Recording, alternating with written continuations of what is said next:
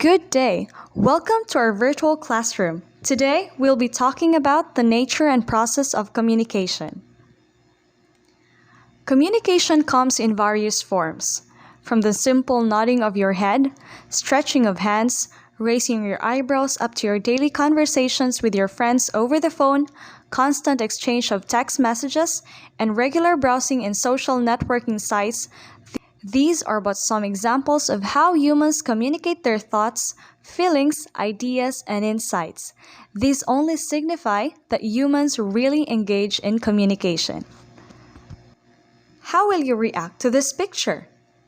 Believe it or not, your coming to your family is a great joy. Your first cry immediately after birth announced your arrival into this world. Afterwards, your mother understood that when you cry, you were hungry and gave you milk in response. Your face also expressed your feelings. As years passed by, you started pronouncing short words and responded by waving your hands or nodding your head and most of the times laughing out loud. Today, you can act out, speak, and write to tell everyone what you think and feel. These are the ways you communicate. When you look back in the history of humankind, you will find that early man could not speak as you do today. Records show that people have used various communication techniques such as the use of symbols, gestures, sounds, drawings, and sign languages. Words and languages developed much later in human history. Over the years, communication has progressed tremendously. Language developed side by side with technology. Now, in the 21st century, we realize the power of communication in building relationships and the community at large. Hence, we see the importance of communication. And for your first activity, look at the pictures below. Identify the different ways of communicating with others. Write your answers on a sheet of paper. Great! Now you're done identifying the different ways of communicating with others using the pictures shown to you. Now let's talk about the nature of communication.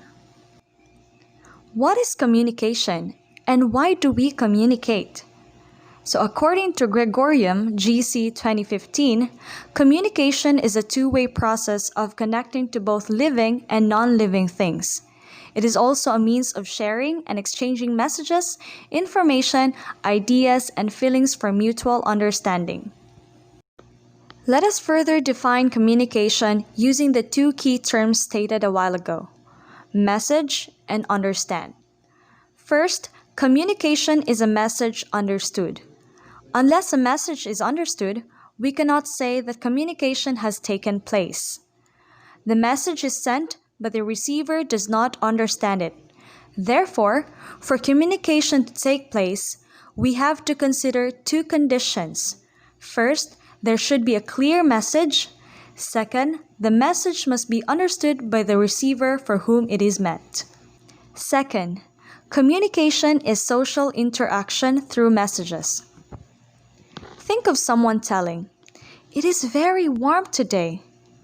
In this case, we are communicating what we experience. The weather being warm is what we feel or experience physically. In this scenario, we are sharing our feeling or experience with someone else. Thus, we may say that communication is a sharing of experience. In our society, we all interact with messages. Without interactions, a society cannot survive. Social interaction is always through messages. Imagine a situation where you were not able to speak and interact with others. Or think of a family living in the same house without speaking to each other or relating any form of message to one another. Such situation can be very lonely and problematic.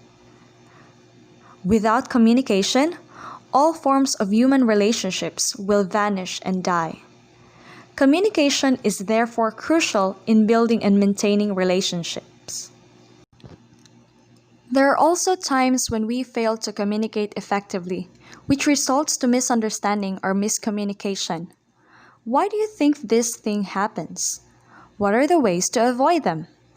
We are sometimes misunderstood due to the level of speech we use during conversation, by the volume of our voice, or the rate of our speech when we talk with our friends or acquaintances. In my case, I usually misunderstood because I have the tendency to talk fast. Sometimes we are misunderstood due to the nonverbal actions that we project or incorporate when our speech during face-to-face communication. While talking, you kept on raising your eyebrows. For her, it means different and negative, where in fact it's just a mannerism. Also, when we send text or chat messages, we are misinterpreted because those messages are often brief and devoid of emotion. Or maybe you just sent the wrong emoji. Let us now try to consider the process of communication. How does communication take place? Who are involved? What processes are considered?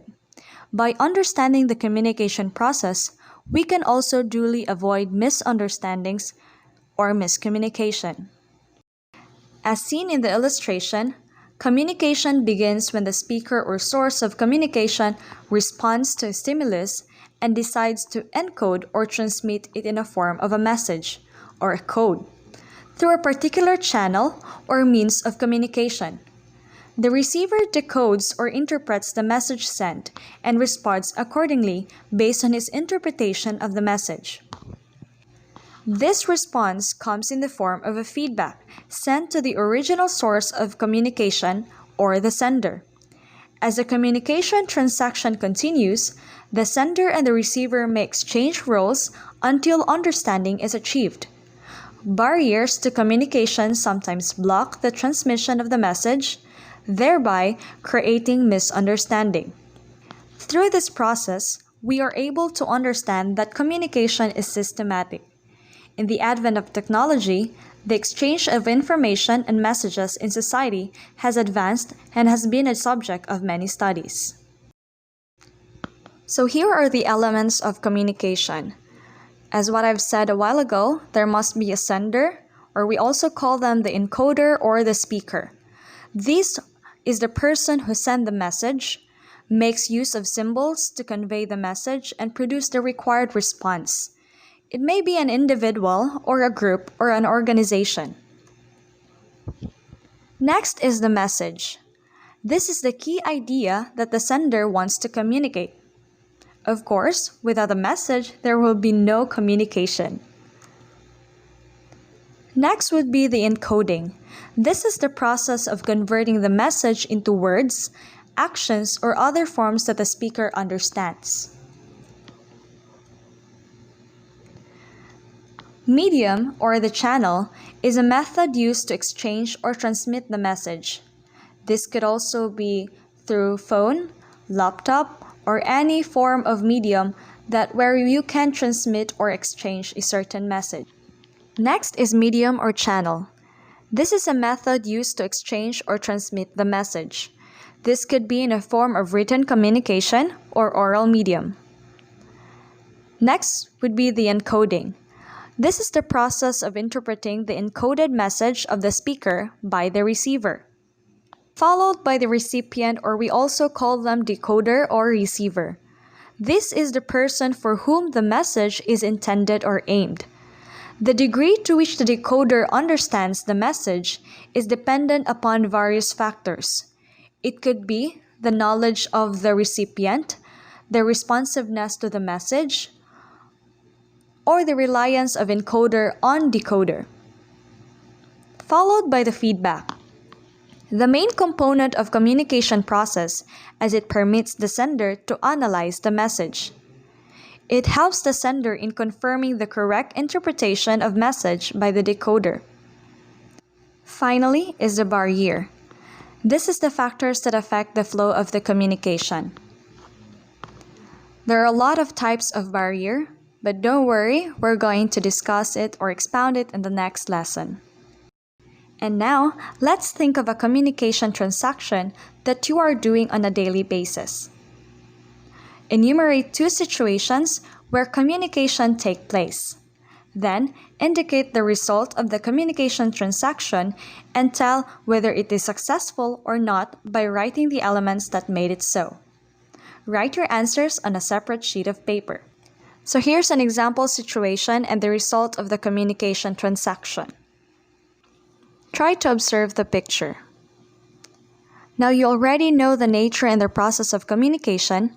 Let me ask you this question. Is listening an integral part of communication process? Explain your answer in your answer sheet.